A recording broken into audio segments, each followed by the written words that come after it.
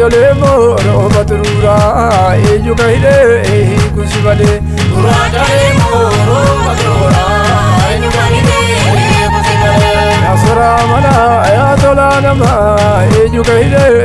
kusibale Gurrachale moro maturura eenyu kahile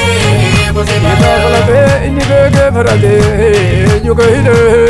kusibale Gurrachale moro maturura eenyu kahile